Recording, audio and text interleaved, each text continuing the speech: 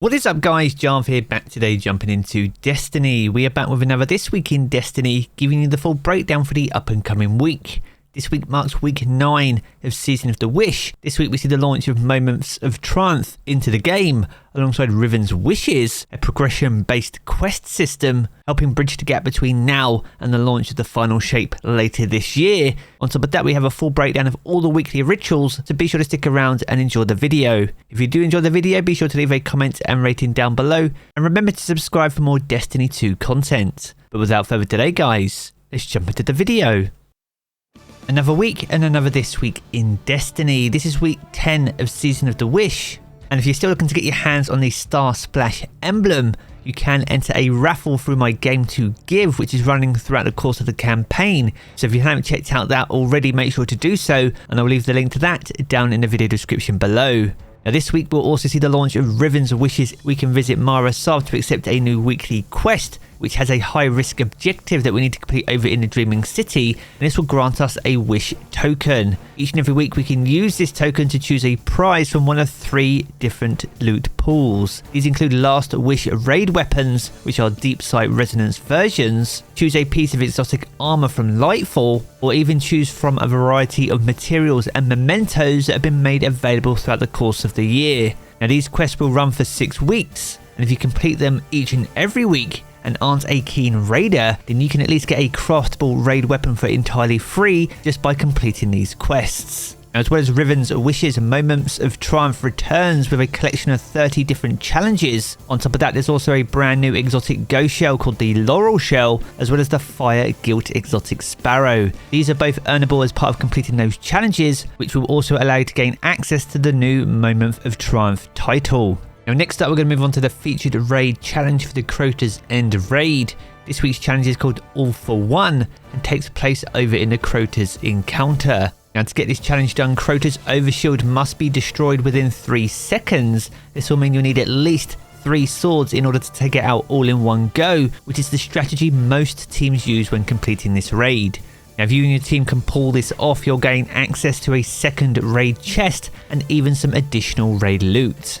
Now this brings us nicely onto the featured raid and dungeon content for week 10. This week's featured raid is the Deep Stone Crypt that launched all the way back in Beyond Light. Now this takes place over on Europa and is one of the more accessible raids in the rotation. As the featured raid though, all the challenges will also be available, which means you can repeat each and every encounter, which is ideal if you're still looking to earn some deep sight resonance versions of the raid weapons. And further still, as the final boss is also farmable, if you're still chasing down the Eyes of Tomorrow, the exotic rocket launcher from this raid, then be sure to add the Deep Stone Crypt on your list of things to do upon this week's weekly reset.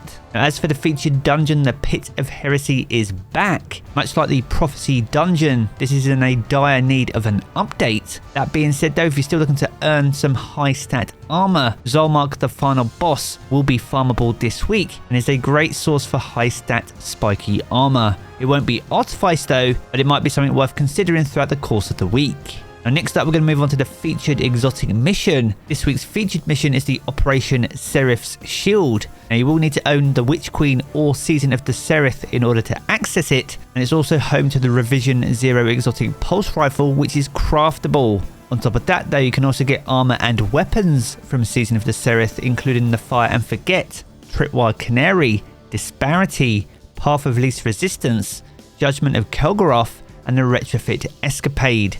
That's alongside the Ikelos weapons, including the hand cannon, the shotgun, the sniper rifle, and the infamous SMG. And alongside those, you can even pick up the Warmind's Avatar armor set. Now next up we're going to move on to Dares of Eternity and the 30th Anniversary Pack activity. Alongside the Scatterhorn armor set from Forsaken, the Wild Hunt armor set from Season of the Hunt also returns. As always with Season of the Hunt armor, we do have Season of the Hunt weapons too, including the Arsenic Bite Bow, Blast Batu, Corsair's Wrath, Deafening Whisper, Dire Promise, Enigma's Draw, Escape Velocity, the GN7 Rifle, Brawl Chase, True Prophecy, Friction Fire, and the Timeline's Vertex. Now none of those weapons are currently craftable, so if you are still chasing down god rolls for those, then make sure to jump into Dares of Eternity this week. Now next up we're going to move on to the weekly rituals, and this week sees the return of the Lake of Shadows as a Nightfall and Grandmaster Nightfall for week 10.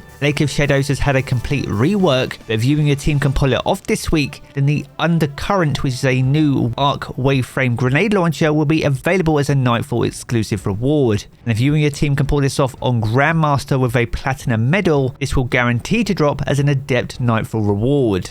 Now, as for the Crucible, Momentum Control returns alongside Showdown as featured Crucible rotators. Now, upon the conclusion of Iron Banner, this week does see the return of Trials of Osiris, and to celebrate its return we also see bonus Crucible rewards all week long. So if you have any weapons from the Crucible that you're looking to chase down before the end of the season, then make sure to jump in upon this week's weekly reset and take advantage of all the bonus rewards. Now from here we're going to move on to the Lost Sector calendar for week 10. This week kicks off over in Scavenger's Den and will be offering exotic gauntlets. On Wednesday you can head over to the Skye dock for a chance at exotic chest pieces. Thursday you can head over to the Quarry for a shot at those exotic helmets. And with the return of Trials on Friday you can head over to Aphelian's Rest for a shot at exotic boots. Saturday you can head back to the Bay of Drowned Wishes for another chance at a pair of exotic gauntlets, with the Chamber of Starlight being available on Sunday, giving you another chance at exotic chest pieces. And we round out the week over in Perdition on Europa, once again offering up exotic helmets. Alongside those though, you can also farm world drop weapons, so as always be sure to plan your week accordingly if there's anything you're looking to farm. And if you want to check out this calendar in full for yourself, make sure to do so over in Today in Destiny, and I'll leave the link to that down in the video description below. And finally, to round us out for the week, we have the seasonal challenges, and there are 7 seasonal challenges for week 10. The first is called Nyaham Kara Hunt, and here you need to find 7 of Queen Mara Sav's loyal companions. That's alongside Throne World activities, so whilst in the Throne World, you'll need to complete bounties and earn progress by completing patrols, public events, and looting lost sectors. That's followed by Last Rites. So here you need to get ability final blows in the Crucible, Gambit or the Vanguard playlist, and extra progress is granted for Guardian final blows. Next we have Most Dangerous Prey, and here you need to defeat Guardians in Gambit or in the Crucible. That's followed by Momentum Crash. So for this you need to defeat Guardians in Momentum Control, and you'll earn extra progress with Zone Advantage. The penultimate challenge for this week is called Bank Kill Repeat, and you'll need to earn points by banking moats, defeating blockers and defeating Guardians in Gambit. And the final challenge for week 10 is called Calibrate Long Range, and here you need to calibrate long ranged weapons such as pulse rifles, bows and trace rifles, and you'll get extra progress for defeating Guardians. So there we have it guys, a good look on everything that you can expect for week 10 of Season of the Wish. If you've enjoyed this video, be sure to check out one of the 2 videos you see here in these cards for more Destiny 2 content. And if you want to keep up to date with everything to do with Destiny 2, then be sure to hit subscribe as well. I'm going to pick up the game as always guys, and I will catch you all again very soon.